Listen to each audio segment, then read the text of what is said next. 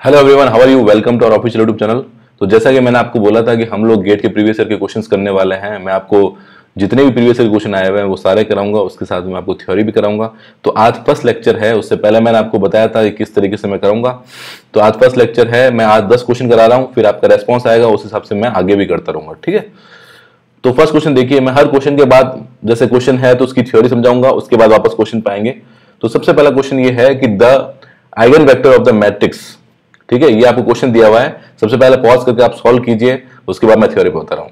देखो, दो चीजें बहुत इंपॉर्टेंट है, ये हर बार क्वेश्चन आता है आपके गेट के अंदर। एक तो आइगन वैल्यू का और आइगन वेक्टर का।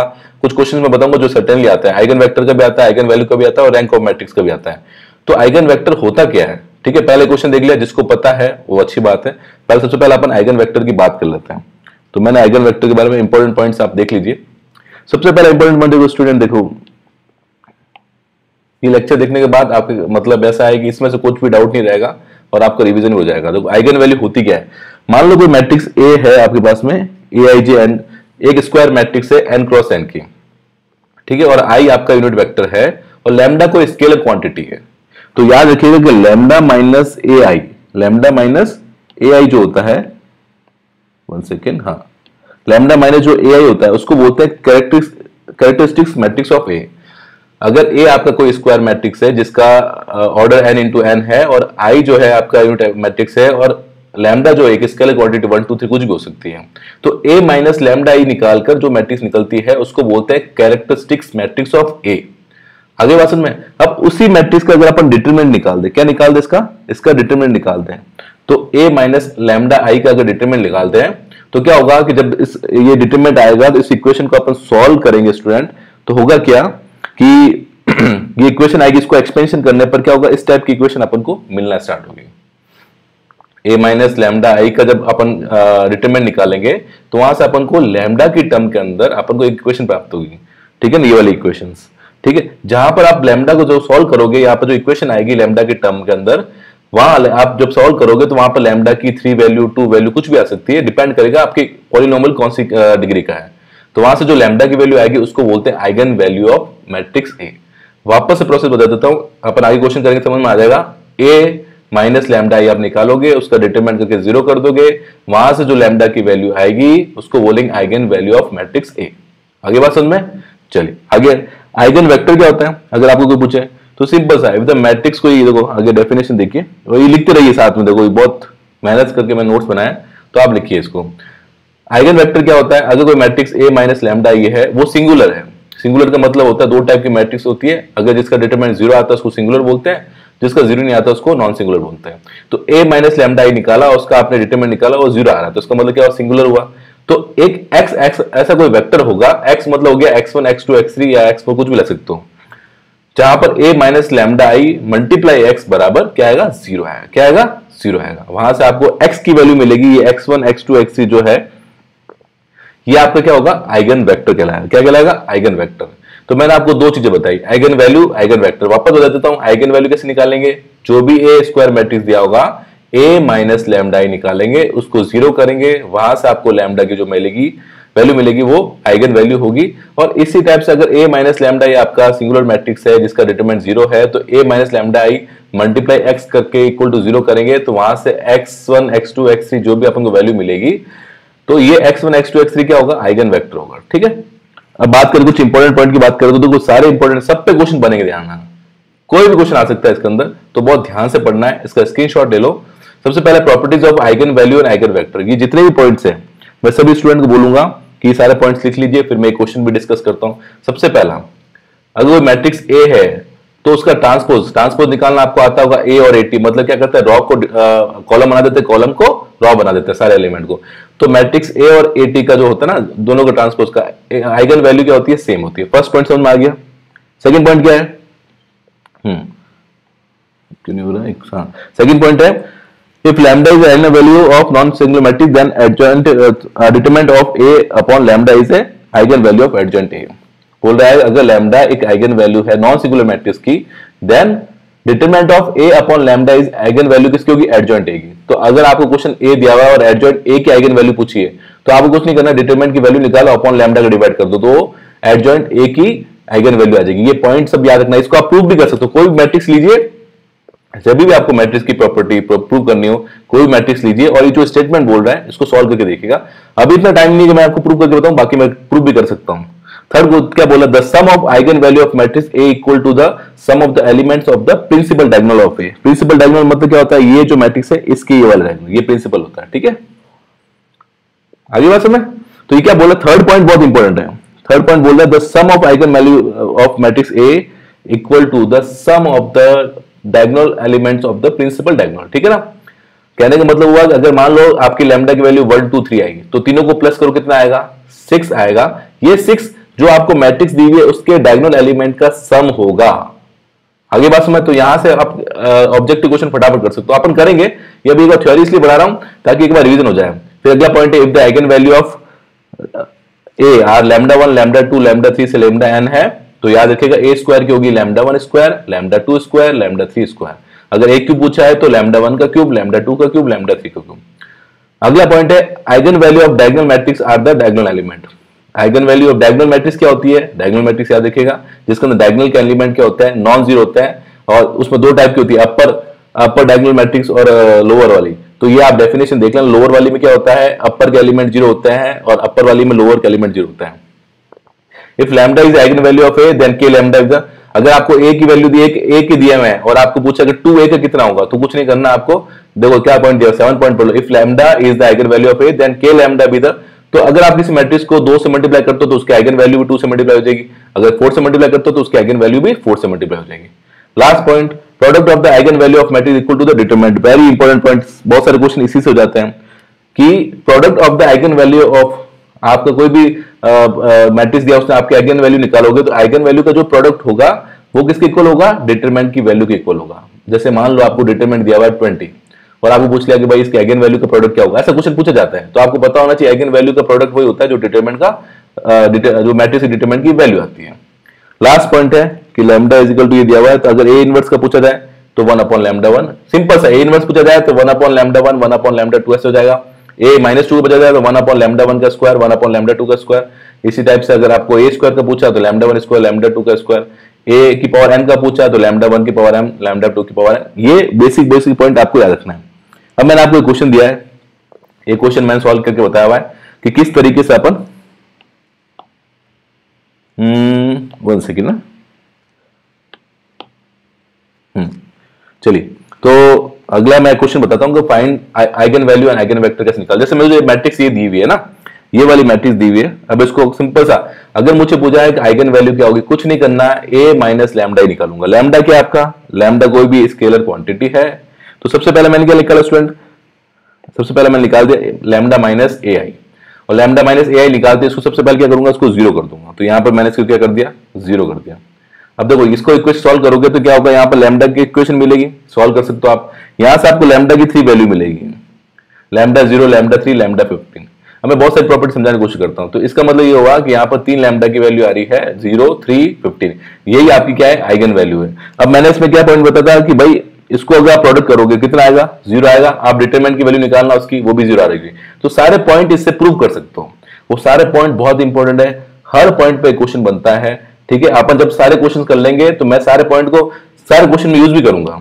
अभी आपको लोग फिलहाल के लिए आपको लिखना है। तो मेरे पास में स्टूडेंट क्या आ गया, मेरे पास में लैम्डा की तीनों वैल्यू होगी, तो ये आइगन वैल्यू आ गया। अब आगे बात करते हैं, अगर मुझे आइगन वेक्टर निकालना है तो हर लैम्डा की वैल्यू पर आइगन वैल्यू, हर लैम्डा की वैल्यू पर जो कि आइगन की वैल्यू है उस पर एक आइगन वेक्टर निकलेगा। जैसे मैं यहाँ पर निकाल रहा हूँ लैम्डा इक्वल टू 0 पर आइगन वेक्टर निकाल रहा हूँ। कैसे निकालना है कि ये ए माइनस लैम्डा आई था, इसको x से मल्टीप्लाई किया।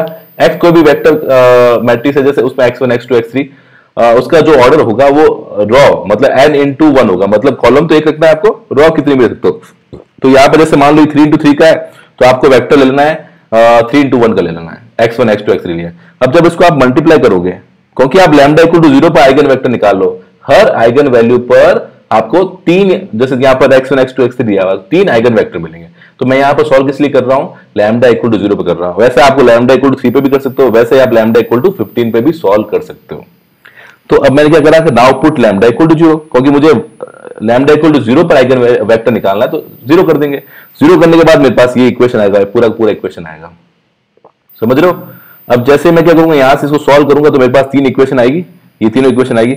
अब जब भी अगर मैं 3 इक्वेशन आए और अगर आप सॉल्व नहीं हो रही हो बाई चांस, तो आप यहाँ पे क्या कर सकते हो, कोई भी किसी को भी एक के ले लो। जैसे मैंने यहाँ पर x3 को एज्यूम करना है, ये x3 इक्वल टू के, तो आप क्या करोगे, x1 और x2 या 1 भी मान सकते हो, 2 भी मान सकते हो, या आप क्या करोगे, x2 और x3 की वैल्यू, x1 की वैल्यू के टर्म में निकाल, किसी एक को के मान लोगे और बाकी 2 वेरिएबल है उनकी वैल्यू के टर्म में निकालोगे। तो मैंने यहाँ पर x2 की वैल्यू निकाली तो k/2 आई, इस इक्वेशन में रख के आएगी, ठीक है ना, इतना तो आपको पता ही है। यहाँ पर x2 की वैल्यू निकाल दी। अब k की वैल्यू 1 भी ले सकते हो, 2 भी ले सकते हो, तो जनरली मेरे पास में क्या होगा, यहाँ पर x1 x2 x3 की वैल्यू पुटअप की तो मेरे पास में ये आ गया। अब मैंने k की वैल्यू 2 ले ली, क्योंकि आपको क्या होगा, ये क्या कहते हैं, रेशनल नंबर में 1/2 1/3 में आंसर नहीं दिया होगा, आपको जनरली आंसर दिया होगा 2 1 2 या 4 2 4 ऐसे करके दिया होगा। तो मैंने यहाँ k की वैल्यू 2 ले ली, और k की वैल्यू 4 भी ले सकते हो, 6 भी ले सकते हो, आपकी मर्जी है, अकॉर्डिंग टू ऑप्शन देखना पड़ेगा। तो ये आइगन वैल्यू और आइगन वेक्टर निकालने का तरीका होगा। अगर बात सुनो, अब अपन वापस क्वेश्चन पे चलते हैं। आ जाओ, अब क्वेश्चन पे आते हो, अब समझ में आएगा आपको, थोड़ा टाइम लगेगा लेकिन अच्छा हो जाएगा, ठीक है। अब क्वेश्चन को पढ़ते हैं, देखो बहुत सिंपल क्वेश्चन, क्या बोल रहा है, the eigen vector of the matrix, इसका आइगन वेक्टर पूछा। सबसे पहले क्या करूंगा मैं, बताओ मुझे, a माइनस लैम्डा ही निकाल लूं, ठीक है। थोड़ा सा ध्यान समझना, अगर मजा आया तो लाइक करना, देखो टीचर के लिए मोटिवेशन यही होता है। तो a माइनस लैम्डा ही निकालोगे तो क्या आएगा, यहाँ पर देखो 0 माइनस, तो माइनस का लैम्डा, फिर 0, फिर अल्फा, यहाँ पर 0, यहाँ माइनस लैम्डा, 0 0 0 माइनस लैम्डा, ये तो निकालना था। आपको क्या करा मैंने, a माइनस लैम्डा ही निकाल दिया। लैम्डा आई क्या होता है, 1 0 0 1 होता है, मैंने डायरेक्टली कर दिया, ठीक है। कर लोगे ये लैम्डा आई करोगे तो आई, मतलब अगले वाले में ये निकाल सकते हो आप, इसमें कोई दिक्कत नहीं। अब क्या करना है, इसको करना है 0, क्या करना है, इसको करना है 0। तो 0 करोगे तो क्या आएगा, देखो ध्यान सुनना है, जैसे आप इसको 0 करोगे तो क्या आएगा, सबसे पहले माइनस लैम्डा, लैम्डा लैम्डा का मल्टीप्लाई होगा तो लैम्डा स्क्वायर आएगा, कर सकते हो आप, इसमें कोई दिक्कत नहीं है, ठीक है। और अगला करोगे 0 का 0, अल्फा का ये आएगा तो 0 0 हो जाएगा, मतलब क्या होगा, यहां से लैम्डा की वैल्यू कितनी आई, 0 0 0, मतलब तीनों वैल्यू क्या आ रही है, 0 0 आ रही है। यहां तक किसी को दिक्कत है तो बोलो, किसी को कोई प्रॉब्लम कि कोई चीज समझ में आए तो पूछ सकते हो। लैम्डा की तीनों वैल्यू क्या आएगी, 0 0 0। आगे बात समझ में, अब खुद सोचो, देखो लैम्डा की वैल्यू 0 आई, मतलब मैं किसी भी लैम्डा को निकालू तो अब तीनों वैल्यू सेम आ रही है, तो मेरे पास में आइगन वेक्टर में, जैसे पिछले वाला क्वेश्चन था उसमें 3 4 5 जो भी आई थी, तो 3 पर अलग निकालनी, 4 पर अलग निकालनी, 5 पर अलग निकालनी, लेकिन यहाँ तीनों 0 0 आ रही है, तो मैं कोई भी एक लैम्डा की वैल्यू 0 ले लेता हूँ। अब मुझे पता है क्या निकालना होता है, a माइनस लैम्डा आई, और यहाँ पर x से मल्टीप्लाई करना होता है तो 0। तो जब मैं a माइनस लैम्डा आई करूंगा तो देखो a माइनस लैम्डा ये रहा, मैं फटाफट कर रहा हूँ, देखो यहाँ पर लिख देता हूँ, minus lambda 0, alpha 0, minus lambda 0 0 0 minus lambda. x को क्या मान लोगे बताओ, x मान लोगे x1 x2 x3 और 0। देखो मैं पूरा थोड़ा बड़ा कर रहा हूं लेकिन चीजें समझ में आएगी, ठीक है। आपके पास अगर टाइम कम है तो आप फटाफट कर सकते हो। अब लैम्डा की वैल्यू 0 है तो यहाँ पर लैम्डा की वैल्यू क्या करेंगे, 0 पुट कर देंगे। तो जब आप 0 पुट करोगे तो स्टूडेंट क्या आएगा आपके पास में, देखो 0 0 अल्फा 0 0 0 0 0 0, ठीक है। और यहाँ क्या है, x1 x2 x3 equal to 0। अब जब आप इसको सॉल्व कर रहे होंगे तो क्या आ रहा होगा, देखो ये आ रहा होगा अल्फा x3 इक्वल टू 0 आ रहा होगा, तो इसको इससे मल्टीप्लाई करोगे तो अल्फा x3 0 आ रहा होगा, बाकी इसको करोगे तो 0 हो जाएगा, 0 हो जाएगा। तो यहां से अब इस इधर से देखिए, ध्यान सुनना, अल्फा आपको नॉट इक्वल टू 0 दिया हुआ, क्या दिया है, अल्फा 0 के इक्वल नहीं। इसका मतलब क्या होगा, x3 0 होगा। अगर दो नंबर का प्रोडक्ट 0 आ रहा है, उसमें पहला वाला अगर 0 नहीं है तो इसका अगर अल्फा 0 नहीं है तो x3 0 होगा। x3 मतलब ये हुआ कि अगर x1 x2 x3 है तो थर्ड वाला वेक्टर जो होगा वो 0 होगा, ठीक है। अब ये क्या था, ये जो क्वेश्चन था ना, ये आपके पास अगर बुक होगी, ये था मल्टीपल ऑप्शन करेक्ट वाला क्वेश्चन था, मतलब इसमें 4 ऑप्शन में से तीन भी ऑप्शन सही हो सकते हैं, 2 भी हो सकते हैं। अब यहां से ये क्या होगा, मेरे पास क्या निकल रहा है, मेरे पास ये निकल रहा है x3 जो होगा ना वो 0, क्योंकि अल्फा नॉट इक्वल टू 0 दिया हुआ क्वेश्चन के अंदर, तो x3 0 होगा। x3 मतलब थर्ड वाला वेक्टर, मतलब ये 0 होगा। इसके बारे में मैं कुछ नहीं कह सकता, लेकिन x3 जरूर 0 होगा। तो इसका मतलब मल्टीपल ऑप्शन करेक्ट, देखो यहाँ पर x3 0 नहीं है या x3 0 नहीं है, तो मतलब ये दोनों ऑप्शन गलत है। सही ऑप्शन कौन सा होगा, क्योंकि अपन को x3 0 चाहिए तो x3 यहां 0 मिल रहा है, x3 0 यहां मिल रहा है, तो इसका मतलब क्या होगा, इसका ऑप्शन क्या हो जाएगा, बी और डी जो होगा वो करेक्ट हो जाएगा। आगे बात समझे, क्लियर है। देखो थोड़ा सा क्या है, मुझे पढ़ाने में मतलब ये जो सिस्टम है अभी मैं जस्ट सीखा है, तो थोड़ा सा मुझे फंक्शंस यूज करने में थोड़ा सा दिक्कत आ रही है। बाकी मेरे ख्याल से क्वेश्चन समझ में आ गया होगा, मैं सब कुछ डेफिनेशन आपको बता दिए। नेक्स्ट क्वेश्चन पे चलते हैं स्टूडेंट, है ना। ऐसे मैं हर क्वेश्चन के अंदर आपको कुछ ना कुछ प्रैक्टिस बता ही रहा हूं। अगला क्वेश्चन देखो, पहला क्वेश्चन पढ़ो। क्वेश्चन बोल रहा है इफ ए इक्वल टू, सारे गेट में आए हुए और सारे क्वेश्चन में कराऊंगा, बस आपको देखो अब 15 मिनट के अंदर जाकर एक सोल्यूशन हुआ है, समझाने का कारण हुआ है ताकि अपन गलत नहीं हो वहां जाकर ना। ए दिया हुआ है, आपको बोला है द मैट्रिक्स ए की power 4 calculate by the use of Cayley Hamilton theory. अब काइली हैमिल्टन थ्योरी होती क्या है, सबसे पहले सुनो, तो उसको नोट करो। सबसे पहले काइली हैमिल्टन थ्योरी की डेफिनेशन देखो क्या होती है। बोल रहा है every square matrix A satisfy its own characteristic equation. Cayley एक साइंटिस्ट था, उसने बताया कि जो ए माइनस लैम्डा ई निकालते हो आप, ठीक है ना, जो इक्वेशन आती है आपकी कैरेक्टरिस्टिक इक्वेशन, मैंने क्या बताया था, ए माइनस लैम्डा ई जो होती है उसको क्या बोलते हैं, कैरेक्टरिस्टिक मैट्रिक्स, समझ गए। अब जो ए माइनस लैम्डा ई निकाला, जो लैम्डा की इक्वेशन आई आपके पास में, अगर इसके अंदर लैम्डा की जगह ए पुट कर दें तो काइली बोलता है कि जो ए होता है ना वो उसको भी सेटिस्फाई करता है। तो क्या बोला, every square matrix A satisfy its own characteristic equation. जैसे मान लो इक्वेशन आई आपके पास में lambda cube plus 3 lambda square, तो इसमें आप ए भी रख सकते हो, लैम्डा की जगह ए भी रख सकते हो, वो उसको भी सेटिस्फाई करेगी। आप इसको जाकर सॉल्व भी कर सकते हो। एक कोई भी मैट्रिक्स लो ए, उसका आइगन वैल्यू ये ए माइनस लैम्डा ही निकालो, फिर उसके बाद में क्या करना, उसके अंदर जब वो इक्वेशन लैम्डा की टर्म में आएगी उसके अंदर ए की वैल्यू वापस रख देना, तो आपको लगेगा कि जो मैट्रिक्स है ना उसको पूरा सेटिस्फाई कर रही है। तो हम कभी भी क्या कर सकते हैं, लैम्डा की जगह ए भी रख सकते हैं। तो इसने ऐसे ही करा, देखो इसने बोला कि जब ए माइनस लैम्डा आपने डिटरमिनेंट निकाला तो ये इक्वेशन आएगी, लैम्डा की टर्म में ये इक्वेशन आएगी, इस लैम्डा की जगह आप ए भी पुट कर सकते हो। तो ये क्या बोलता है, ये कौन बोलता है, ये काइली हैमिल्टन थ्योरम बोलती है। तो मेरी ख्याल समझ में आगे होगी। कुछ भी नहीं है कि जब पीछे वाला क्वेश्चन के अंदर मैं लैम्डा की इक्वेशन निकाली, मान लो lambda A minus lambda I 0 करा, तो आपकी इक्वेशन आई lambda cube minus 3 lambda square plus 2 lambda plus 4 आई। इसमें लैम्डा की जगह आप वो मैट्रिक्स भी पुटअप कर सकते हो। कहने का मतलब ये, मतलब अगर ए पुटअप करूंगा तो मेरे पास इक्वेशन आ जाएगी ए क्यूब माइनस 3 लैम्डा। से मान लो एक एग्जांपल देता हूं कि lambda cube minus 3 lambda square plus 2 lambda plus 6 equal to 0, ये मान लो इक्वेशन आई, ठीक है। अब इसके अंदर मैं ए भी पुट कर सकता हूं, A cube minus 3a square plus 2a plus 6 equal to 0, जहां ए क्या है, वो मैट्रिक्स है जिसकी आइगन वैल्यू आपने निकाली थी। तो काइली ये बोलता है कि ये जो एक लैम्डा की इक्वेशन उसमें ए पुटअप करोगे तो उसको सेटिस्फाई करेगी। मेरी बात सबको समझ में आ गई होगी। अब अपन क्या करते हैं, ये लिख लो। चलो अच्छा, इसमें एक नोट 2 ये भी इंपॉर्टेंट है जो कि आपके क्वेश्चन पूछा जा सकता है। ये क्वेश्चन इसी पे बेस है। क्या बोला, अपर ट्रायंगुलर मैट्रिक्स हो या लोअर ट्रायंगुलर मैट्रिक्स। अभी मैंने बताया अपर मतलब क्या होता है, ऐसी मैट्रिक्स जैसे आपने देखा स्क्वायर मैट्रिक्स होती है, इसकी ये वाला, जैसे अपर की बात करूं तो लोअर में क्या होता है 0 0 होता है, ये तो पढ़ा ही होगा आपने। वैसे मैं लोअर की बात करूं तो अपर में 0 होता है, नहीं पढ़ा है तो देख लेना, बहुत सिंपल है। तो अपर ट्रायंगुलर मैट्रिक्स में जो आइगन वैल्यू होती है वो उसके डायगोनल एलिमेंट्स होते हैं। मतलब कहने का मतलब एक ऑप्शन दे देता हूं 1 2 3 या 0 0 1 4 0 2, ये 0 है, ठीक है। तो ये भैया कौन सी मैट्रिक्स है, ये अपर ट्रायंगुलर मैट्रिक्स है। अपर ट्रायंगुलर मैट्रिक्स क्या होती है, अपर ट्रायंगुलर मतलब ये वाला जो पार्ट होता है इसके नीचे वाला पार्ट 0 होता है, उसके ऊपर 0 नहीं होता, उसको क्या बोलते हैं अपर ट्रायंगुलर। अपर मतलब लोअर वाला 0 होगा। अब ऐसी मैट्रिक्स के अंदर ये नोट क्या बोल रहा है कि जब आपको अगर दिख जाए कि बाई चांस मैट्रिक्स जो है वो अपर ट्रायंगुलर है, तो उसके जो डायगोनल के एलिमेंट होंगे, डायगोनल के एलिमेंट कौन कौन से हैं, 1 1 2, मतलब 1 1 2 आप डायरेक्टली लिख सकते हो कि ये इसकी आइगन वैल्यू होगी। क्या होगी इसकी, जो 1 1 2 है ये 1 1 है, ठीक है ना। जो 1 1 2 है, जो उसके डायगोनल के एलिमेंट होंगे स्टूडेंट, वो इसकी आइगन वैल्यू होगी।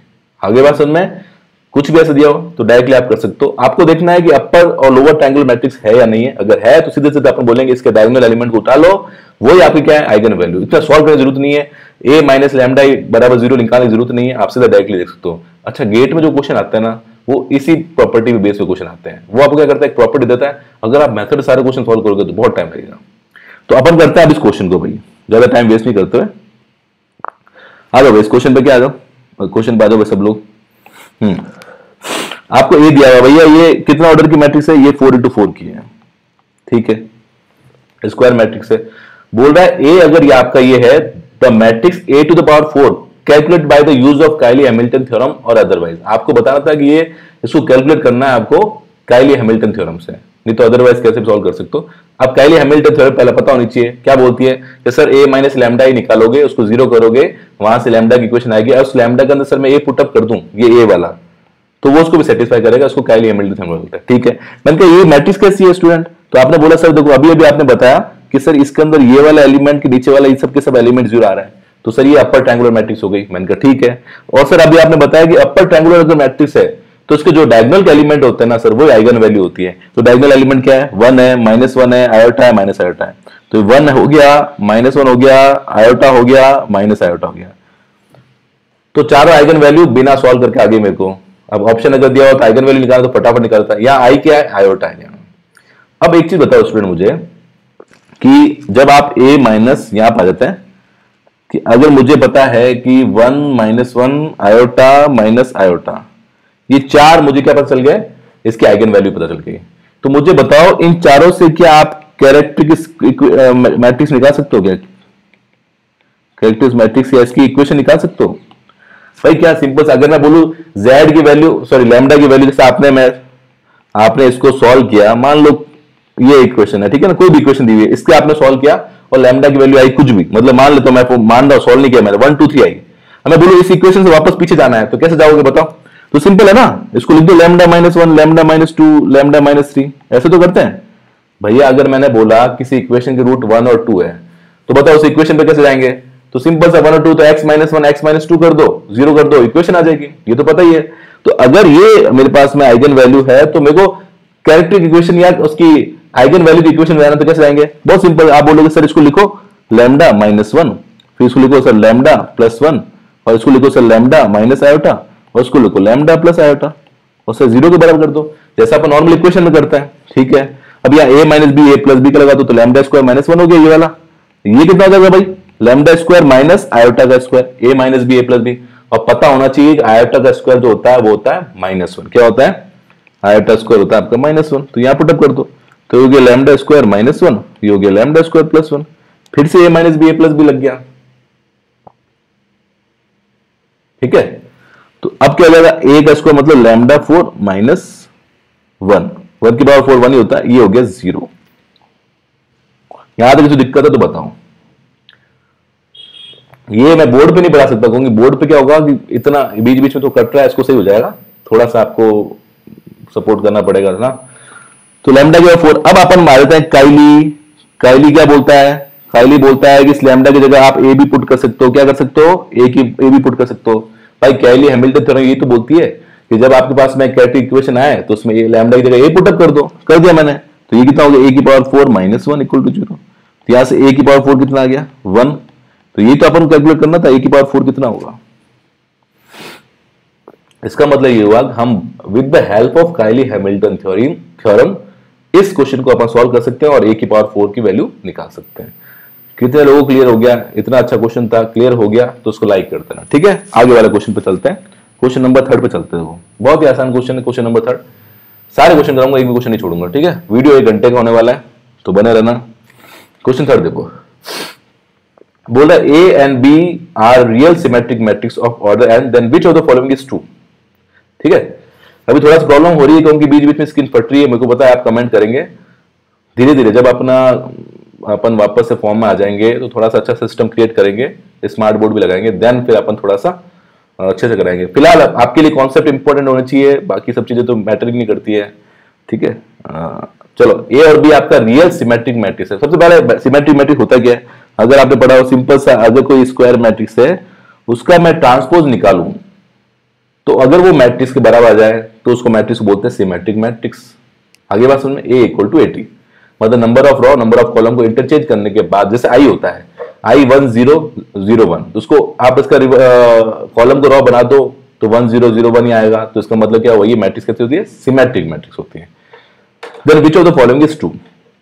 देखो जब भी ऐसा क्वेश्चन आए तो हमेशा क्या करो, ए कोई भी मैट्रिक्स मान लो। मैं बता रहा हूं, ये तो क्वेश्चन बहुत सिंपल है, पढ़ा होगा आपने, लेकिन कैसा भी कॉम्प्लिकेट क्वेश्चन है, आप क्या करो, सिंपल सा आसान सी, मतलब कोई मैट्रिक्स आपकी 1 2 3 4 ले लो। इतने अच्छे अच्छे क्वेश्चन जो होंगे ना, कटाक हो जाएंगे अगर आपको ऑप्शन से खेलना आ गया तो। ठीक है, गेट में क्या होता है, मैक्सिमम क्वेश्चन जो है ऑप्शन से खेल सकते हो। अगर आपको ऑप्शन से खेलना आता है तो आप इजीली बड़े बड़े क्वेश्चन बहुत कम टाइम में कर सकते हो। अब बाई चांस मान लो कि यार ये क्वेश्चन को पता ही नहीं होता कि सर ये इसका आंसर क्या हो सकता है, तो ए मैट्रिक्स मान लो। आप ए को आई मत मान लेना कभी भी, आई मानोगे गड़बड़ हो जाएगी, क्योंकि एग्जामिनर बहुत इंटेलिजेंट है, उसको पता है आई मानोगे इजी पड़ेगा लेकिन ऑप्शन चारों मैच कर होंगे, तो आई मत मानो। ये फेवरेट मान लो 1 2 3 4 और 2 into 2 के मानो, खत्म। अब मुझे एक चीज बताओ, अगर ए ये है तो ए टी क्या होगा? अच्छा, इसने एक बात है, दिक्कत क्या होगी, यहां पर उसने दे दिया A and B are real, अच्छा सुननी पड़ेगी, इसकी सुननी पड़ेगी। अगर इसने नहीं दिया होता तो मैं ये मान सकता था, लेकिन इसने बोल दिया ए और बी कैसी आपकी सिमेट्रिक मैट्रिक्स, तो कोई सिमेट्रिक मैट्रिक्स लो यार। तो सिमेट्रिक मैट्रिक्स क्या मान लूं मैं, बताओ। ए को मान लेते हैं 1 2 2 1, ये मान सकता हूं, थोड़ा दिमाग लगाना पड़ेगा लिटिल। ये भाई सिमेट्रिक मैट्रिक्स होती है, 1 2 2 1 सिमेट्रिक मैट्रिक्स होती है ना ये। अब अगर ये सिमेट्रिक मैट्रिक्स होती है तो इसका निकाल दो आप, इसका 80 निकालो सेम आएगा। अब बताओ क्या फर्स्ट ऑप्शन मैच करेगा? ए को अगर 80 से मल्टीप्लाई करोगे तो 1 तो आना ही नहीं है, करके देख लो, आई तो नहीं आने वाला है, ठीक है। सेकेंड ऑप्शन भी करके देख लो, ए इक्वल टू ए माइनस आई, नहीं आने वाला है, सेकेंड ऑप्शन भी गलत हो गया। थर्ड ऑप्शन आप करके देख लेना, बी को भी ऐसे मान लेना, बी को मान लो, बी को मान लो 1 3 3 1 मान के देख लो, यार ये सी ऑप्शन भी मैच नहीं कर रहा होगा। जैसा क्वेश्चन लिया है वैसा मैट्रिक्स, छोटा छोटा मैट्रिक्स मान लो और याद करके जाओ, मैं तो आपको याद ही करा दूंगा कि ये वाला मैट्रिक्स मानना। अब डी ऑप्शन चेक करना, सबने पढ़ा होगा, ये तो 12th का क्वेश्चन है, डी ऑप्शन बिल्कुल मैच कर रहा होगा। आप ए बी, पहले ए और बी का प्रोडक्ट निकालना, उसके बाद उसका ट्रांसपोज निकालना, ये बिल्कुल ये सेम टू सेम आ रहा होगा। ये 11th 12th का मैट्रिक्स का क्वेश्चन है। तो कहने का मतलब ये जब भी इस टाइप का क्वेश्चन आए ना, जब आपको समझ में नहीं आ रहा हो क्या सर कौन सा आंसर राइट होगा, आप ए और बी फटाफट मान लो क्वेश्चन के अकॉर्डिंग। जैसे मैंने यहाँ पर ए 1 2 2 1 इसलिए नहीं लिया क्योंकि इसने बोल दिया कि सिमेट्रिक मैट्रिक्स है, तो अगर इसने बोल दिया सिमेट्रिक मैट्रिक्स तो भैया मानना पड़ेगा अपन को, फिर अपन को सिमेट्रिक मैट्रिक्स के हिसाब से ही चलना पड़ेगा। आई बात समझ में? अगला क्वेश्चन करें तो फोर्थ ऑप्शन जो होगा बिल्कुल करेक्ट हो जाएगा। नेक्स्ट क्वेश्चन देख लेते हैं। अब आ जाओ इनवर्स ऑफ मैट्रिक्स। यार इनवर्स ऑफ मैट्रिक्स तो सभी को आता है। अच्छा मुझे ऐसा लग रहा है कि मेरी ऑडियो आगे चल रही है और स्क्रीन पीछे चल रही है, हो सकता है, देखेंगे इसको थोड़ा अच्छा करने की। The inverse of the matrix क्या होता है? अब बात करें इनवर्स, तो निकाल लोगे इनवर्स। इनवर्स का सबसे अच्छा तरीका क्या होता है? ए इनवर्स इक्वल टू, आप ये निकालो adjoint A upon determinant of A. आगे बस में ये फॉर्मूला लगाओ और फटाफट सॉल्व कर लो, ठीक है। ऐसे चिल्लर क्वेश्चन भी आते हैं, है ना, तो ये कर सकते हो, इसमें कुछ दिक्कत नहीं है, निकाल लेना। ये तो बहुत सिंपल क्वेश्चन है, ये आया था गेट 94 में आया था। कभी कभी ऐसे चंपू क्वेश्चन भी आ जाते हैं। हाँ अब आया क्वेश्चन तगड़ा वाला, अच्छा क्वेश्चन है, मतलब तगड़ा तो क्या है, आने के बाद तो बहुत चंपू क्वेश्चन है ये भी। बोला एक 5 into 7 मैट्रिक्स है, उसकी सारी एंट्रीज जो है ना वो 1 है, then the rank of matrix is. बहुत ही बढ़िया क्वेश्चन है, अगर नहीं आएगा तो वही गलत करके आ जाओगे, लेकिन थोड़ा सा कॉन्सेप्ट से करोगे 1 सेकंड में आ जाएगा। भैया रैंक होती क्या है? अगर कोई पूछे आपसे रैंक क्या होती है, बहुत से स्टूडेंट को डाउट होता है सर रैंक निकाली नहीं जाती है, रैंक बहुत हार्ड होती है। अरे रैंक बहुत ईजी होती है यार। सबसे पहले डेफिनेशन पे आओ, चलो मैं बताता हूँ रैंक, इसके बाद कभी गलत नहीं होगा। रैंक होती क्या है? रैंक क्या है? एक नॉन नेगेटिव नंबर है। नॉन नेगेटिव मतलब नेगेटिव ही नहीं हो सकती भैया, 0 हो सकती है, 1 हो सकती है, 2 हो सकती है, नॉर्मली आप होल नंबर बोल सकते हो। A non-negative integer r is said to be rank of matrix A if it has the following properties. First, at least one minor of order r is non-zero. ठीक है, उसका एक क्या होना चाहिए? नॉन नेगेटिव इंटीजर, मतलब minor क्या होता है? माइनर आपको निकालना आता है ना, जैसे 3 into 3 की मैट्रिक्स दी तो माइनर एक, कोई एक माइनर जरूर नहीं होना चाहिए। एवरी माइनर ऑफ ऑर्डर, ये याद मत करो, ये सब याद है। फर्स्ट पॉइंट अगर देख लो, every minor of order r plus 1 if any must be 0, ये सब याद नहीं करना है, मैं जो बता रहा हूं वो याद करो। सिंपल सा अगर कोई पूछे आपसे रैंक की डेफिनेशन पूछे, सिंपल सा बोलो, number of non zero row in matrix is known as rank of matrix. वापस बता देता हूं, अगर आपको कोई मैट्रिक्स दी हुई है तो उसमें जो number of non zero raw है, नॉन जीरो मतलब सब कुछ आपने ऑपरेशन लगा दिया, उसके बाद में 1 3 3 0 0 0 0 0 0 बच गया। मतलब क्या हुआ, इसमें 2 रॉ 0 0 है, सारे एलिमेंट 0 होने चाहिए, और एक नॉन रॉ है जिसमें 0 नहीं है, ठीक है ना। तो कहने का मतलब अगर आपके पास में 3 रॉ है और 3 में से 2 रॉ के सारे एलिमेंट 0 है, तो रॉ मतलब रैंक क्या हो जाएगी? 1 हो जाएगी। तो रैंक किसको बोलते हैं? कि सारे ऑपरेशन लगाने के बाद, जो मैं डेफिनेशन बता रहा हूं उसको याद कर लेना, कभी गलत नहीं होगा। कोई भी मैट्रिक्स मुझे दी हुई हो, उसमें सारे ऑपरेशन लगाने के बाद जो मैट्रिक्स आती है, तो उसमें number of non zero raw कितनी? नॉन जीरो मतलब अगर उसमें एक भी एलिमेंट 1 हो गया या 2 हो गया, बाकी 0 0 है, तो वो भी नॉन जीरो होती है। सारे जीरो होते हैं तो उसको जीरो रॉ बोलते हैं। तो अगर ऐसी number of non zero raw गिन ली मैंने, तो वो ही उसकी क्या हो जाएगी? रैंक हो जाएगी। फॉर एग्जाम्पल सुनना ध्यान से, 1, अरे यार ये पैन चेंज करना पड़ेगा, हाँ, 1 2 3 0 0 0। अब कोई पूछे मुझे इसकी रैंक क्या है, तो इसकी रैंक सिंपल सी बात है 1 2 3, एक ही नंबर ऑफ इस वाली रॉ के अंदर, ये आप उसको बोल सकते हो नॉन जीरो रॉ है, बाकी दो 0 0 रॉ है, तो इसकी रैंक हो गई 1। कितना आसान है, बहुत ही आसान है। Number of non zero row in a matrix is known as the rank of the matrix. बस सारा ऑपरेशन लगाओ, जितना जीरो बन सकता हो तो जीरो बनाओ, नहीं बनता है तो जितनी नॉन जीरो रॉ रहेगी उसको अपन क्या बोलेंगे, रैंक ऑफ मैट्रिक्स बोलेंगे। बात खत्म। आ जाओ भाई, rank of null matrix is zero. भैया नल मैट्रिक्स क्या होती है, जिसके सारे एलिमेंट जीरो होते हैं। आ जाओ भाई फर्स्ट पॉइंट पे आ जाओ, जिसके सारे एलिमेंट जीरो होते हैं, सारे एलिमेंट मतलब जीरो जीरो जीरो। अब इसमें बताओ number of non zero raw कितनी होगी, तो आप बोलो सर एक भी नहीं। नल मैट्रिक्स मतलब यही होता है कि सारी रॉ जीरो जीरो होती है, तो इसकी रैंक क्या आनी चाहिए, जीरो आनी चाहिए। क्यों, क्योंकि नंबर ऑफ नॉन जीरो है ही नहीं। तो rank of null matrix is always zero. Second point, rank of every non zero matrix is greater than. अगर नॉन जीरो नहीं है तो उसका मतलब क्या हुआ, अगर नल मैट्रिक्स नहीं है इसका मतलब उसकी एक एटलीस्ट एक रॉ जो होगी वो नॉन जीरो है, तो उसकी रैंक क्या आएगी, एक या एक से बढ़ जाएगी। तो second point I think clear हो गया। फर्स्ट पॉइंट भी क्लियर हो गया, सेकंड पॉइंट भी क्लियर हो गया। सेकंड पॉइंट क्या बोल रहा है, अगर भैया नल मैट्रिक्स नहीं है तो नल नहीं है तो क्या हुआ, इसके मतलब इसका रैंक होगी वो है एक या एक से बढ़ जाएगी, खत्म। थर्ड पॉइंट क्या बोल रहा है, if A is non singular N into N matrix then row. अच्छा बताओ किसी मैट्रिक्स का डिटरमिनेंट जीरो कब आता है, तो आप बोलोगे सर ये तो बहुत आसान क्वेश्चन पूछ लिया। जीरो तब आता है जब उसकी एक रॉ के सारे एलिमेंट जीरो या एक कॉलम के सारे एलिमेंट जीरो। बात खत्म।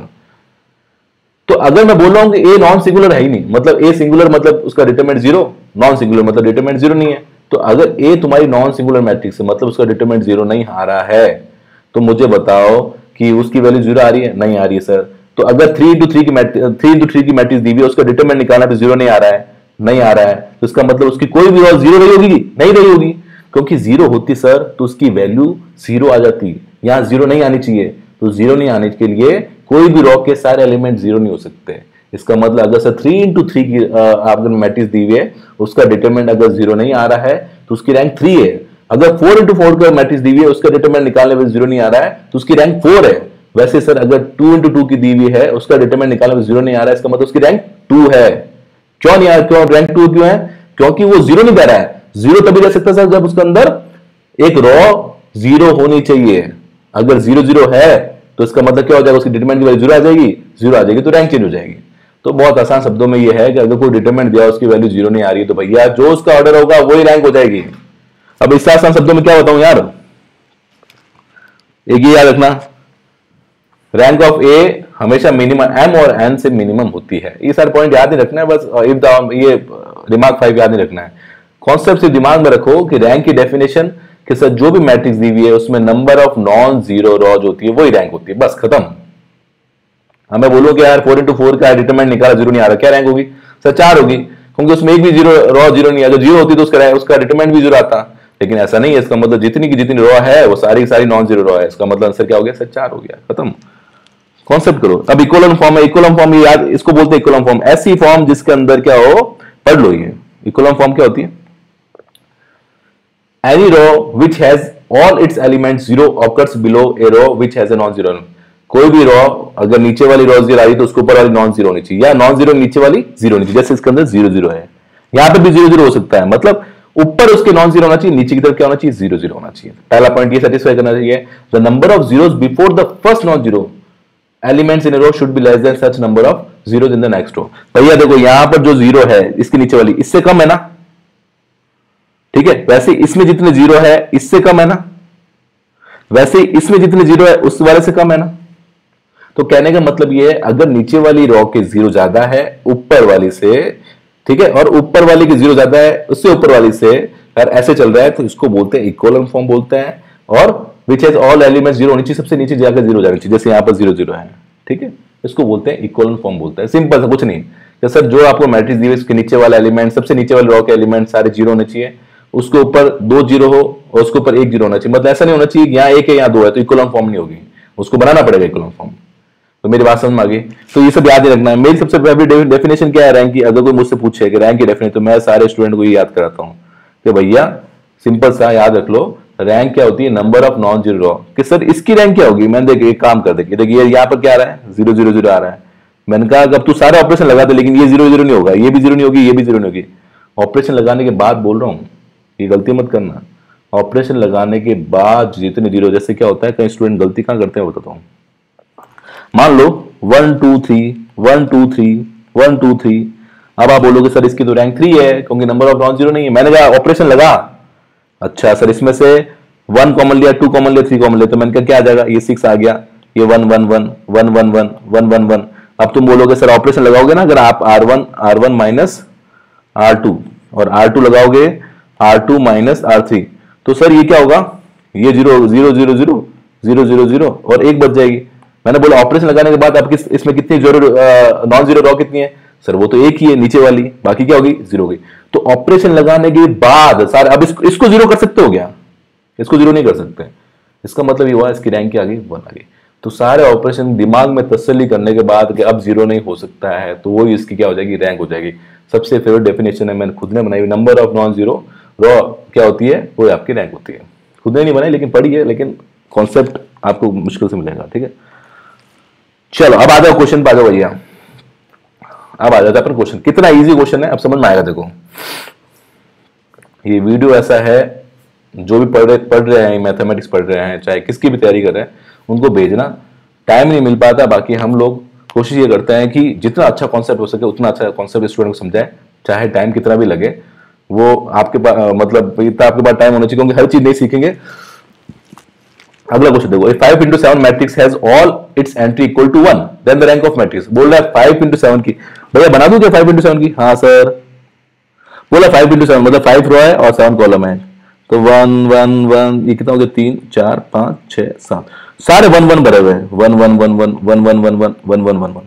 भावना को समझो, ठीक है। 5 into 7 की मैट्रिक्स बनाई, सारे के सारे 1 है। अब मुझे बताओ, जैसे मैंने अभी आपको बताया कि भाई इसकी रैंक क्या आएगी, 1 1 1 1 1 1 1 1 1। तो आप बोलोगे इसमें से इसको माइनस करो, इसमें से इसको माइनस करो सर, तो यहां पर एक ही नंबर ऑफ रॉ जो है वो नॉन जीरो बचेगी, बाकी 2 जीरो हो जाएगी। पीछे वाला क्वेश्चन याद करो अभी, तो रैंक कितनी आई थी, 1 आई थी। तो सर यहां पर 5 है ये, तो उसमें से आप 4 जीरो कर सकते हो, R1 minus R2 R2 R2 minus R3, एक बच जाएगी, कोई भी एक रॉ बच जाएगी जो कि जीरो नहीं होगी, वहां पर 1 1 बच जाएगा। इसका मतलब number of non zero raw कितनी बची, एक बची। क्या बची, एक। तो इसकी रैंक कितनी आएगी, इसकी रैंक आएगी 1 आएगी, क्योंकि 4 तो जीरो कर दोगे आप, R1 minus R2 R2 minus R3, लेकिन एक बच जाएगी। खुद करके देखो, यहां पर इस एग्जांपल में देखो, यहां पर ये जीरो ला सकता हूं मैं, यहां जीरो ला सकता हूं, लेकिन ये बच जाएगी। तो यार रैंक कितनी आ जाएगी, 1 आ जाएगी। तो 5 into 7 हो या 10 into 12 हो या 15 into 20 हो, अगर एंट्री 1 है, सब एलिमेंट 1 है, तो रैंक हमेशा 1 ही आएगी, क्योंकि सारी बाकी सारे जीरो कर सकते हो आप, लेकिन एक रॉ जीरो नहीं होगी, तो रैंक कितनी आ जाएगी, 1 आ जाएगी। मेरे हिसाब से आप समझ गए होंगे, ठीक है। इससे ज्यादा मैं क्या समझाऊं आपको, होशियार हो आप। आ जाओ भाई 6 क्वेश्चन पे आ जाओ, आ जाओ। आइगन वैल्यू ऑफ मैट्रिक्स ए पूछिए, कितना आसान क्वेश्चन है, देखो बताओ। आइगन वैल्यू पूछिए। अब क्या करते हैं पता है आपको, कई बार ये होता है, सबसे पहले आइगन वैल्यू निकालो, डिटरमिनेंट निकाल, छोटा डिटरमिनेंट है ना, तो भैया अगर मैं निकालूं डिटरमिनेंट कितना आएगा, इस ए मैट्रिक्स ए मान लेते हैं, तो कितना आ रहा है, 0 आ रहा है, लेकिन सारा ऑप्शन 0 0 आ रहा है। इनका प्रोडक्ट भी मैंने क्या बताया था, डिटरमिनेंट की वैल्यू आइगन के प्रोडक्ट के बराबर होती है। अब यहाँ 0 आ रहा है, 4 ऑप्शन भी 0, देखो ये भी 0 दे रहा है, ये भी 0 दे रहा है, ये भी 0 दे रहा है, तो थोड़ा सॉल्व करना पड़ेगा यहाँ पे। कई बार ऐसा हो जाता है, तुक्का काम कर देता है। तो अब अपन क्या करेंगे, a माइनस लैम्डा आई निकाल लेते हैं। मैं थोड़ा सा इसको let me change pen, a minus lambda I निकालता हूं, तो क्या आएगा, बताओ क्या आएगा, a1 ठीक है ना, ये दिया हुआ है, माइनस लैम्डा पूरा करके दिखा रहा हूं देखो कुछ स्टूडेंट को, 1 0 0 1। तो ध्यान से बताओ मुझे क्या आएगा, a माइनस लैम्डा 1, फिर यहां क्या था a, फिर आ जाएगा आपका 1 माइनस लैम्डा। यहां तक इसको दिक्कत हो तो बताओ। मैंने क्या निकाल दिया, a माइनस लैम्डा ही निकाल दिया, ठीक है। इसको अब 0 कर लेते हैं, इसको क्या कर लेते हैं, 0 कर लेते हैं, कहीं गलती तो नहीं है, a माइनस लैम्डा 1, ठीक है, हाँ 1 माइनस लैम्डा बिल्कुल सही है। तो इसको सॉल्व करेंगे कितना आएगा, a minus lambda 1 minus lambda minus a equal to 0। इसको सॉल्व करते हैं, a minus a lambda minus lambda plus lambda square minus a equal to 0। तो a से a कैंसिल हो गया, या lambda square minus lambda minus a lambda equal to 0। यहां से लैम्डा आप बाहर निकाल दीजिए, यहां से आ जाएगा लैम्डा, लैम्डा कॉमन लोगे तो lambda minus 1 minus a equal to 0। तो यहां से आ जाएगा लैम्डा इक्वल टू 0 और लैम्डा की वैल्यू आ जाएगी 1 प्लस a। तो एक तो 0 आएगा, एक 1 प्लस a आएगा, ठीक है। तो कौन सा ऑप्शन मैच कर रहा है स्टूडेंट, 0 और a प्लस 1, तो मतलब फर्स्ट ऑप्शन जो होगा वो बिल्कुल राइट है। तो आपका आंसर क्या हो जाएगा, first is the right answer. इसको और जल्दी कर सकते हो, तो थोड़ी सी मेरी कैलकुलेशन तो हो गई, ठीक है, चलता है, लेकिन आप लोग कर लोगे, ठीक है। इस चीज को माइंड मत करना ना। अगला क्वेश्चन देखो, अगला क्वेश्चन 7 क्वेश्चन, 7 क्वेश्चन वो अच्छा क्वेश्चन है, सारे क्वेश्चन, ये सारे अगर क्वेश्चन कर लोगे ना, मैं बताया आपको, बुक बता देता हूँ आपको, ये वाली जो बुक है ना, इसके अगर सारे क्वेश्चन कर लोगे तो गेट में कोई नहीं हो सकता आपके 13 में से 13 क्वेश्चन करने में। मैं बोल रहा हूँ 13 में से 13 हो जाएंगे अगर थोड़ा सा दिमाग लगाओगे तो। अगला क्वेश्चन देखो, the number of linearly independent solution of the system of the equation क्या होता है? ये पूरा पढ़ाऊंगा क्या होता है। अभी एक क्वेश्चन और आने वाला है, ये तो बहुत नॉर्मल सा क्वेश्चन था इसलिए मैंने पूरी थ्योरी लिखी नहीं। यहाँ पर एक फॉर्मूला लेकर लिख दो। देखो नंबर ऑफ इंडिपेंडेंट सॉल्यूशंस क्या होता है? Number of variable minus rank. Variable बोले तो एक्स वाई जेड की बात करो तो 3 वेरिएबल, एक्स वाई की बात करो 2 वेरिएबल, 5 की बात करो तो 5 वेरिएबल। तो रैंक आपको निकालना मैंने सिखा दिया, वेरिएबल आप गिन लोगे, वेरिएबल माइनस रैंक करके आप आराम से निकाल सकते हो। क्या निकाल सकते हो? Number of independent solution. अब बोलोगे सर रैंक किसकी निकालनी है? इसकी रैंक निकालनी है भाई, इसकी रैंक निकालनी है। इसकी रैंक कैसे निकालोगे बताओ? तो सबसे पहले एक मैट्रिक्स ले लो, A 1 0 2 1 -1 0 2 -2 0, ये आ गया, समझ गए? अब देखो मेरी बात ध्यान सुनना, 1 0, अब इसकी निकालनी है, अपन क्या निकालनी है? रैंक निकालनी है। थोड़ा फोन आ गया तो उसको ध्यान चल गया, फोन तो दूर रखते हैं यार, फोन बहुत टाइम खराब करता है। हाँ, अब इसकी निकालनी, सबसे पहले रैंक निकालो। तो वो रैंक निकालने क्या करना है? मुझे नंबर ऑफ नॉन जीरो पता करना है कि number of non zero raw कितनी है। बताओ उसके क्या ऑपरेशन लगाऊं कि जीरो बन जाए? कुछ लगा सकते हो? चलो लगाते हैं अपन, देखो मैं लगाता हूं R2 R3 को चेंज करता हूं, R3 माइनस 2R2, मुझे लग रहा है कि जीरो हो जाएगा। तो ये हो जाएगा A बराबर 1 0 2 1 -1 0। तो R3 माइनस यहां से 2 करोगे तो क्या आएगा? 0, यहां से करोगे तो क्या आएगा? 0 0। अब 0 हो सकता है क्या? अब कोशिश करके देख लो, 0 हो सकता है क्या? अब इसमें कितना भी ऑपरेशन लगा लो क्योंकि 0 नहीं हो पाएगा, ये तो दिमाग खुद को सोचना पड़ेगा भाई। अब कितना भी ऑपरेशन लगा दे, अब 0 नहीं होना। तो मैं बोल सकता हूं कि नंबर ऑफ नॉन जीरो कितनी है? अरे नंबर ऑफ नॉन जीरो कितनी है? कितनी है? कितनी है? नंबर ऑफ नॉन जीरो कितनी हो गई? 2 होगी। तो रैंक कितनी आ गई? 2 आ गया। अच्छा सर रैंक कितनी आ गई? 2 आ गया। तो मैंने बोला अभी तो तुमको फॉर्मूला बताया मैंने, नंबर ऑफ इंडिपेंडेंट सॉल्यूशन क्या होता है? Number of variable. वेरिएबल बोले तो सर वेरिएबल मतलब यहाँ कितने वेरिएबल है? 3 वेरिएबल है ना, 4 भी हो सकते हैं। तो 3, सिंपल सा कौन। तो सर 3 माइनस रैंक कितनी थी? 2, 3 माइनस 2 कितना बचा? 1। तो इंडिपेंडेंट सॉल्यूशन कितना आ गया? 1। तो आंसर क्या हो जाएगा? 1 राइट हो जाएगा। चिल्लर क्वेश्चन, बिल्कुल चिल्लर क्वेश्चन। चलो आगे देखते हैं, फटाफट आगे देखते रहते हैं। चलो अगले को, मजा आ रहा है पढ़ाने, बहुत मजा आ रहा है, पता नहीं क्यों, बहुत अच्छा लग रहा है। हाँ। अभी वीडियो अगर आप पूरा देखोगे तो मुझे मजा आएगा। अगर एक जना वीडियो पूरा देखेगा, एक जने के भी काम आ जाएगा तो मजा आ जाएगा। दिक्कत कहाँ होती है? जब आप देखते नहीं हो, कमेंट नहीं करते हो, शैटर्ड हो जाता है, मजा नहीं आता। फिर सोचते हैं कि यार इसको तो लेना देना नहीं है। मैं कोर्स स्टार्ट करता हूँ, कैसा होता है कि बहुत अच्छा रिस्पॉन्स आता है तो मैं चलाता रहता हूँ। लेकिन कहीं ना कहीं टीचर का क्या होता है, टीचर कैसा होता है कि बस मैक्सिमम लोगों तक पहुंचे वो चीज, ठीक है, बच्चों को अच्छा लगे। अगर नहीं अच्छा लगे तो बहुत खराब पढ़ाया तो क्या होता है कि वो टीचर ही पढ़ाना छोड़ दे, सबसे बड़ी बात है। लेकिन अगर टीचर को अच्छा लग रहा है तो वो क्या करेगा? और मेहनत करेगा और सोचेगा अगर यार करूं करूं करूं। तो ये चीज रहती है। The rank of m cross n matrix can not be more than, देखो सिंपल सी बात है। रैंक क्या है? Rank of m cross n। भैया m क्रॉस n का मतलब क्या होता है कि सर m रो है और n कॉलम है, m रो है n कॉलम है। अच्छा तो मुझे बताओ इसकी रैंक जो हो सकती है ना, किससे ज्यादा नहीं हो सकती? कह रहे हो can not be more than. यार एक बार बताओ, number of non zero raw को क्या बोलते हैं अपन? सर ये जो नंबर ये रॉ होती है सर, ये जितनी ज्यादा number of non zero raw होती है उसी को रैंक बोलते हैं। अगर 2 है तो 2 है। मैंने बोला कि बता 3 into 3 है, उसकी रैंक कितनी आ सकती है? या 3 into 4 ही ले ले, कोई दिक्कत नहीं, 3 into 4 ले ले। जैसे इसने दिया m लेस देन n, मतलब 3 into 4 ले ले, तो कितनी रैंक आ सकती है? सर क्या मैक्सिमम आ सकती है? 3 तो आ सकती है अगर तीनों रॉ जीरो नहीं हो तो। मैंने कहा हाँ। अच्छा 4 into 5 लेते तो कि सर 4 into 5 में भी तो ये अगर 4 की 4 जो रो है वो एक में भी जीरो नहीं आया है, जीरो नहीं हो तो सर 4 आ जाएगी। तो मैंने कहा एक काम बता, अगर m क्रॉस n है जहां पर m n से छोटा है तो मैं ऐसा बोल सकता हूं क्या कि जो रैंक आएगी वो हमेशा m या m के छोटी आएगी? क्योंकि आप ये बोल रहे हो ना कि m तो तब आएगी जब उसकी सारी रॉ जीरो नॉन जीरो हो, लेकिन एक भी जीरो हो गई तो m से एक कम आएगी, 2 जीरो होगी तो m से 2 कम आएगी। तो मैं बोल रहा हूं कि मैक्सिमम कितनी आ सकती है? कि सर मैक्सिमम m आ सकती है। यही क्वेश्चन ने पूछा है। The rank of m cross n matrix m less than n can not be more than, can not be more, number of raw से कभी भी ज्यादा नहीं हो सकती है। मतलब उसकी रॉ से नंबर ऑफ रॉ कितनी? m से कभी ज्यादा नहीं हो सकती, क्योंकि डेफिनेशन क्या होती है? Number of non zero. आई बात समझ में?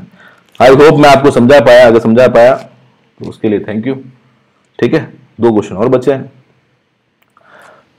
9 क्वेश्चन देखो, कई बार क्या होता है क्वेश्चन बहुत इजी होता है और अपना दिमाग अनसन लगा रहे होते हैं कि यार ये कर लेता हूँ, ये लगा लेता हूँ।